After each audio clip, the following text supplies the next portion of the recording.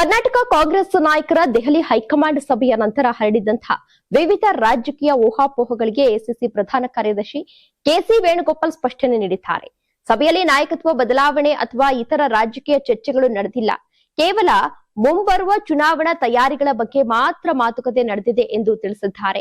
ಇನ್ನು ದೆಹಲಿಯಲ್ಲಿ ನಡೆದ ಜಂಟಿ ಸುದ್ದಿಗೋಷ್ಠಿಯಲ್ಲಿ ಮಾತನಾಡಿದ ಅವರು, ಎಐಸಿಸಿ ಅಧ್ಯಕ್ಷ ಮಲ್ಲಿಕಾರ್ಜುನ್ ಖರ್ಗೆ ಹಾಗೂ ಹಿರಿಯ ನಾಯಕ ರಾಹುಲ್ ಗಾಂಧಿ ಅವರ ನೇತೃತ್ವದಲ್ಲಿ ನಡೆದ ಈ ಸಭೆಯಲ್ಲಿ ಮುಖ್ಯಮಂತ್ರಿ ಸಿದ್ದರಾಮಯ್ಯ, ಉಪಮುಖ್ಯಮಂತ್ರಿ ಡಿಕೆ ಶಿವಕುಮಾರ್ ಹಾಗೂ ಪಕ್ಷದ ಉಸ್ತುವಾರಿ ರಣದೀಪ್ ಸಿಂಗ್ ಸುರ್ಜೇವಾಲಾ ಭಾಗವಹಿಸಿದ್ರು ಅಂತ ಹೇಳಿ ಸಭೆಯಲ್ಲಿ ಏನೇನಾಯ್ತು ಅನ್ನೋದನ್ನ ವಿವರಿಸಿದ್ದಾರೆ. ನೀವು ಸಣ್ಣ ಆಗ್ಬೇಕಲ್ವಾ? ಅದು ಒಂದು ಉತ್ತಮ ಆಹಾರದಿಂದ ಸಣ್ಣ ಆಗ್ಬೇಕಲ್ವಾ? ಪ್ರತಿದಿನ ನಮ್ಮ ಜೀನಿ ಸ್ಲಿಮ್ ನ ಯೂಸ್ ಮಾಡಿ ಯಾವುದೇ ಸೈಡ್ ಎಫೆಕ್ಟ್ ಇಲ್ದಂಗೆ ನೀವು ಸಣ್ಣ ಆಗ್ತೀರಾ.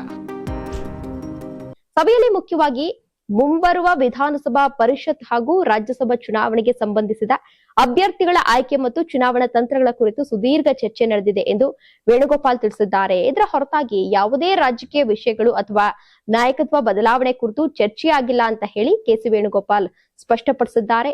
ಸಭೆ ಬಳಿಕ ಮಾಧ್ಯಮಗಳಲ್ಲಿ ಬಿತ್ತರವಾಗ್ತಾ ಇರುವಂತಹ ಊಹಾಪೋಹಗಳು ಮತ್ತು ವದಂತಿಗಳಿಗೆ ಯಾವುದೇ ಆಧಾರ ಇಲ್ಲ ಅಂತ ಹೇಳಿ ತಿಳಿಸಿದ್ದಾರೆ. ಸಭೆಯ ಉದ್ದೇಶ ಸಂಪೂರ್ಣವಾಗಿ ಸಂಘಟನೆ ಹಾಗೂ ಚುನಾವಣಾ ಸಿದ್ಧತೆಗೆ ಸೀಮಿತವಾಗಿತ್ತು ಎಂದು ಪುನರುಚ್ಚರಿಸಿದ್ದಾರೆ. ಇನ್ನು ಇದಕ್ಕೂ ಮುನ್ನ ಸುದ್ದಿಗೋಷ್ಠಿಯಲ್ಲಿ ಮಾಧ್ಯಮ ಪ್ರಶ್ನೆಗಳಿಗೆ ಅವಕಾಶ ಇಲ್ಲ ಎಂದು ತಿಳಿಸಲಾಗಿದ್ದು, ಹೇಳಿಕೆ ನಂತರ ನಾಯಕರು ಯಾವುದೇ ಪ್ರಶ್ನೆಗಳಿಗೆ ಉತ್ತರ ನೀಡದೆ ಸ್ಥಳದಿಂದ ತೆರಳಿದ್ದಾರೆ.